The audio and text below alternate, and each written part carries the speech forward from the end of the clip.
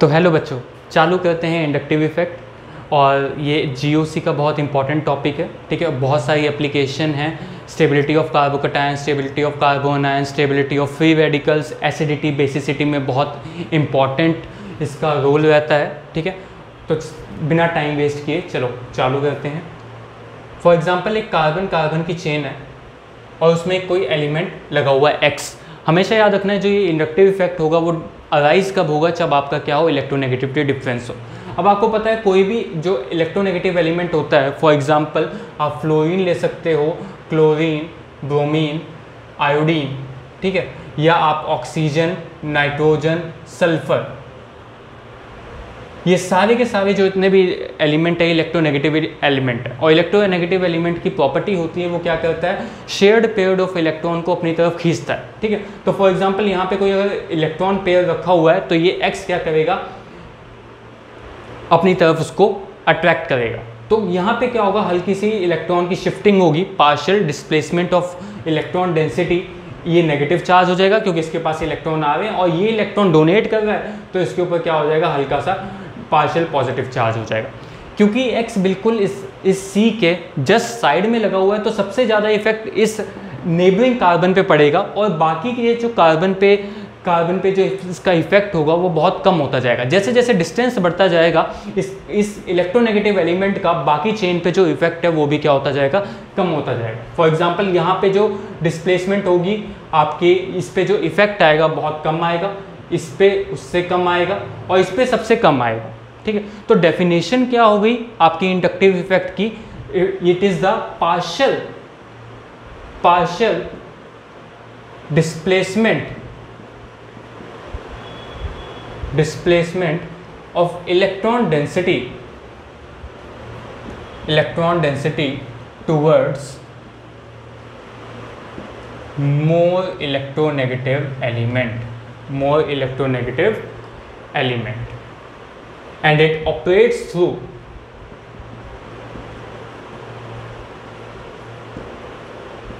Sigma electron से operate करेगा। अब क्या क्या कैरेक्टरिस्टिक्स हैं इस इंडक्टिव इफेक्ट के, कुछ कैरेक्टरिस्टिक्स बहुत इंपॉर्टेंट है वो जान लेते हैं। पहला तो ये परमानेंट इफेक्ट है। परमानेंट इफेक्ट का मतलब क्या होता है, ठीक है। परमानेंट इफेक्ट का मतलब है कि चाहे रिएक्शन हो या ना हो, इस कंपाउंड के अंदर ये जो शिफ्टिंग हुई है इलेक्ट्रॉन डेंसिटी की, ये ऑलवेज परमानेंटली प्रेजेंट होगी, चाहे रिएक्शन हो चाहे ना हो। तो परमानेंट इफेक्ट है। दूसरा क्यों होता है, it arises due to electronegativity difference. भाई इलेक्ट्रोनेगेटिविटी डिफरेंस की वजह से ही ये इफेक्ट आता है, ठीक है। तीसरा, कोई भी पाई इलेक्ट्रॉन का इंटरफेरेंस नहीं है। आप देखो जितने भी हमने अभी इस चेन में बनाए हैं वो सारे सिग्मा इलेक्ट्रॉन है, तो नो पाई इलेक्ट्रॉन इन्वॉल्वमेंट, कोई पाई इलेक्ट्रॉन की इन्वॉल्वमेंट नहीं होती, ठीक है। और चौथा, ये एक वेक्टर क्वांटिटी की तरह इसको आप ट्रीट करेंगे क्योंकि आप एरो से इसको डायरेक्शन दिखा रहे हैं। एक तरीके से एडिटिव इफेक्ट भी है, ठीक है। तो एक वेक्टर क्वांटिटी है, एरो से आप इसको दिखाएंगे हमेशा। जहाँ भी इलेक्ट्रॉन, फॉर एग्जांपल एक्स अपनी तरफ इलेक्ट्रॉन खींच रहा है तो एरो किस तरफ जाएगा, एक्स की तरफ। एक्स क्या कर रहा है, इसको अपनी तरफ इलेक्ट्रॉन खींच रहा है। और दूसरी तरीके से कार्बन क्या कर रहा है, डोनेट कर रहा है एक्स को, ठीक है। तो एरो हमेशा इस इफेक्ट में दिखाई जाएगी, ठीक है। अब इंडक्टिव इफेक्ट दो टाइप का होता है, एक होता है प्लस आई इफेक्ट और एक होता है minus I effect. Plus I effect का मतलब ये होगा कि ऐसे ग्रुप्स आएंगे जिसमें क्या हो, जो क्या कर सकें, इलेक्ट्रॉन डोनेट कर सकें।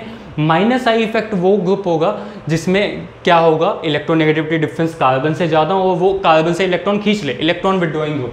तो दो टाइप का होता है, पहला होता है प्लस आई इफेक्ट और दूसरा होता है माइनस आई इफेक्ट, ठीक है। प्लस आई इफेक्ट वो इफेक्ट है, ठीक है, जिसमें क्या होंगे, इलेक्ट्रॉन रिलीजिंग ग्रुप होंगे, ये इलेक्ट्रॉन डोनेट करेंगे। और माइनस आई इफेक्ट में इलेक्ट्रॉन विड्रॉइंग ग्रुप आएंगे। इसमें सारे के सारे कैसे आएंगे, इलेक्ट्रॉन विड्रॉइंग ग्रुप आएंगे। ठीक है। प्लस का मतलब डोनेट करना, माइनस का मतलब विड्रॉ करना इलेक्ट्रॉन। तो सबसे पहले प्लस आई इफेक्ट वाले जान लेते हैं कौन कौन से ग्रुप होते हैं प्लस आई इफेक्ट के। प्लस आई इफेक्ट में सारे के सारे वो ग्रुप आएंगे जो इलेक्ट्रॉन रिलीज करेंगे, ठीक है। फॉर एग्जांपल इसमें सारे के सारे आएंगे alkyl groups. Alkyl groups, alkyl groups का मतलब क्या है, CH3। मिथाइल ग्रुप, तो मिथाइल ग्रुप क्या करेगा, इलेक्ट्रॉन डोनेट करेगा, तो आप एरो इस तरीके से दिखाएंगे, ठीक है।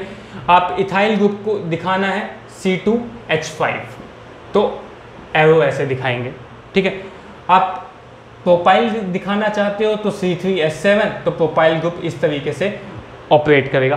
पर हाँ, जितने कार्बन बढ़ते जाएंगे आपकी चेन के अंदर उतना इंडक्टिव इफेक्ट की इंटेंसिटी है वो भी बढ़ती जाएगी। प्लस आई की जो पावर है वो क्या हो जाएगी, बढ़ती जाएगी, क्योंकि मिथाइल की सबसे कम होगी और इस प्रोपाइल में सबसे ज़्यादा होंगी क्योंकि इसमें सबसे ज़्यादा कार्बन है, ठीक है। दूसरा, जैसे जैसे आपके कार्बन की डिग्री बढ़ती है वैसे वैसे जो प्लस आई इफेक्ट का जो पावर है वो भी बढ़ती जाती है। फॉर एग्जांपल मेरे पास एक कार्बन की चेन है इस तरीके की, एक मेरे पास चेन है कार्बन की इस तरीके की, और एक मेरे पास चेन है इस तरीके की, ठीक है। अब आप देखो ऊपर से नीचे जब मैं जाऊंगा तो ऊपर से नीचे जब मैं जाऊंगा तो डिग्री ऑफ कार्बन, ये जो कनेक्टेड कार्बन है इसकी डिग्री ऑफ कार्बन इंक्रीज कर रही है। जैसे जैसे डिग्री ऑफ कार्बन इंक्रीज करेगी तो प्लस आई इफेक्ट भी क्या करेगा, इंक्रीज करता है। तो सबसे ज़्यादा इस 3 डिग्री कार्बन की जो ये आपको जो टर्शियरी कार्बन दिख रहा है, ठीक है, ये वाला जो कार्बन दिख रहा है इसकी डोनेशन पावर क्या होगी, सबसे ज़्यादा होगी एज कंपेरिजन टू इस वाले से, ठीक है। तो ये 2 ग्रुप हैं एल्काइल ग्रुप, और जैसे जैसे ब्रांचिंग बढ़ेगी वैसे वैसे प्लस आई इफेक्ट भी बढ़ता जाएगा। हाँ, अब बात करते हैं माइनस आई इफेक्ट वाले ग्रुप्स की। माइनस आई इफेक्ट वाले ग्रुप, ठीक है। माइनस आई इफेक्ट कौन शो करेगा, जिनकी इलेक्ट्रोनेगेटिविटी कार्बन से ज्यादा हो, ठीक है। Those having more electronegativity than carbon.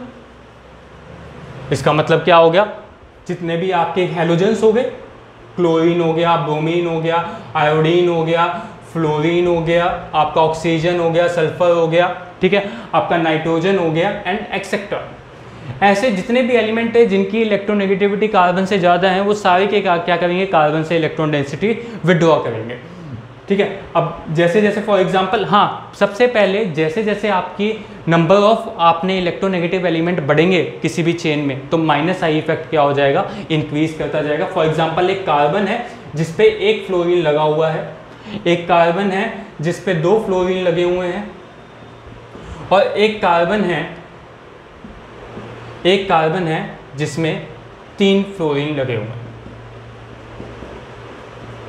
अब आप देखोगे फ्लोरीन तो इलेक्ट्रॉन विड्रॉ करेगा ही, ठीक है, लेकिन सबसे ज़्यादा जो माइनस आई इफेक्ट, अब यहाँ पे एक फ्लोरीन खींचने वाला है अपनी तरफ, इलेक्ट्रॉन अट्रैक्ट कर रहा है, यहाँ पे 2 फ्लोरीन खींचने वाले हैं और यहाँ पे 3 फ्लोरीन अपनी तरफ इलेक्ट्रॉन को खींचने वाले हैं। तो सबसे ज़्यादा क्या होगा, माइनस आई इफेक्ट का जो मैग्नीट्यूड होगा वो इस वाले कंपाउंड के अंदर आएगा। तो सबसे ज़्यादा माइनस आई इफेक्ट यहाँ पे आपको दिखेगा क्योंकि 3 फ्लोरीन आपके क्या है, खींचने। जितना आपका इलेक्ट्रोनेगेटिव एलिमेंट्स का नंबर बढ़ता जाएगा तो माइनस आई की जो पावर है वो भी क्या होगा, बढ़ती जाएगी, ठीक है। दूसरा, जैसे जैसे इलेक्ट्रोनेगेटिविटी बढ़ेगी तो माइनस आई इफेक्ट भी बढ़ेगा। अब इलेक्ट्रोनेगेटिविटी किस पे डिपेंड करती है, हाइब्रिडाइजेशन पे।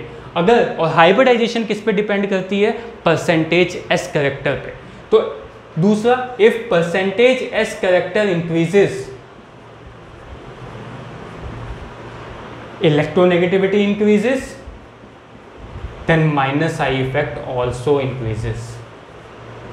फॉर एग्जाम्पल, एक एग्जाम्पल देता हूँ, जैसे एक अमीन आपका ये नाइट्रोजन है CH3NH2, ठीक है, एक आपका नाइट्रोजन ये है CH2 डबल बॉन्ड NH, और एक आपका नाइट्रोजन ये है, ठीक है, C ट्रिपल बॉन्ड N और ये किसी से जुड़ा हुआ है, किसी कार्बन से। ठीक है, अब आप देखो इस कार्बन, इस नाइट्रोजन की जो हाइब्रिडाइजेशन है वो कितनी है, sp3। इस नाइट्रोजन की जो हाइब्रिडाइजेशन है वो क्या है, sp2, और इसकी क्या है, sp। और आप परसेंटेज एस कैरेक्टर निकालोगे तो इस नाइट्रोजन में परसेंटेज एस कैरेक्टर कितना आएगा, यहाँ पे आप देखोगे कि एक S है और 3 P है। ठीक है, इस यहाँ पे एक S है और P कितना है, एक ही P है, तो यहाँ परसेंटेज एस कैरेक्टर कितना आएगा, 50%, यहाँ पे कितना आएगा 33%, और यहाँ पे कितना आएगा 25%। तो सबसे ज़्यादा इन तीनों में से इलेक्ट्रोनेगेटिव नाइट्रोजन, या जिसका माइनस आई इफेक्ट सबसे ज़्यादा किसका होगा, इस वाले नाइट्रोजन का। तो माइनस आई इफेक्ट कैसे बढ़ता है, जैसे जैसे परसेंटेज एस कैरेक्टर बढ़ेगा वैसे वैसे माइनस आई इफेक्ट भी क्या होगा, इंक्रीज होगा। तो इससे मैं कंक्लूजन ये निकाल सकता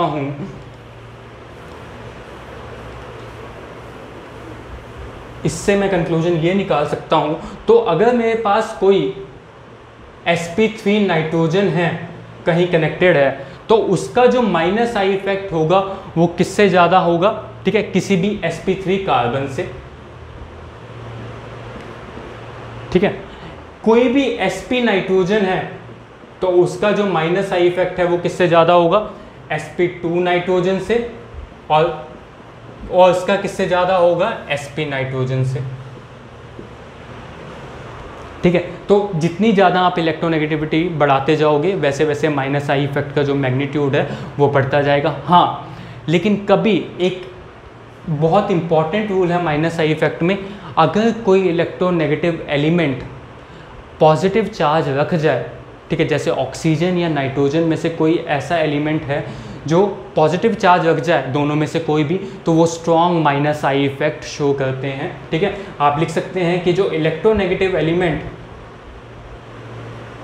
having positive charge shows strong minus I effect.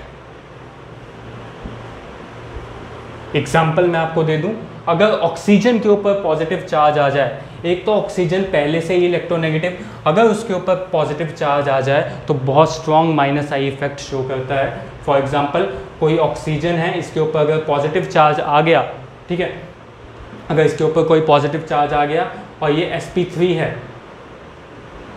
तो बहुत स्ट्रॉन्ग माइनस आई इफेक्ट क्या करेगा, एक्सर्ट करेगा नाइट्रोजन से। ठीक है, नाइट्रोजन भी यहाँ पे क्या है, sp3, क्योंकि इलेक्ट्रोनेगेटिव जितने ही आप ऑक्सीजन और नाइट्रोजन में से किसकी इलेक्ट्रोनेगेटिविटी ज़्यादा है, ऑक्सीजन की, तो ऑक्सीजन के ऊपर अगर पॉजिटिव चार्ज आ जाए कभी भी, तो ऑक्सीजन बहुत स्ट्रॉन्ग माइनस आई इफेक्ट क्या करेगा, एक्सर्ट करेगा more than sp3 positive nitrogen. अगर कोई ऐसा है, फॉर एग्जांपल कोई इस तरीके का एलिमेंट है जहाँ पे ऑक्सीजन के ऊपर तो पॉजिटिव चार्ज है, नाइट्रोजन के ऊपर भी क्या है, पॉजिटिव चार्ज है, और एक ऑक्सीजन नॉर्मल है जिसके 2 बॉन्ड बने हुए हैं, और एक नाइट्रोजन नॉर्मल है।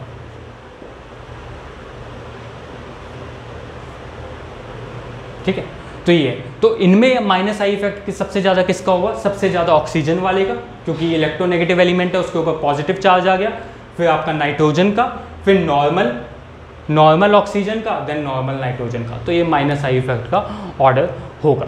हाँ, एक जो कंपैरिजन है जो NCERT में भी गिवन है, ठीक है, वो बहुत इंपॉर्टेंट है और काफ़ी जगह यूज़ भी होगा, तो उसको देख लेते हैं।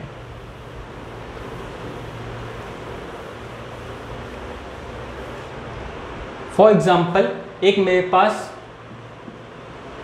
इस तरीके का कंपाउंड है, इस तरीके का एक एलिमेंट है NF3, एक मेरे पास है NH3,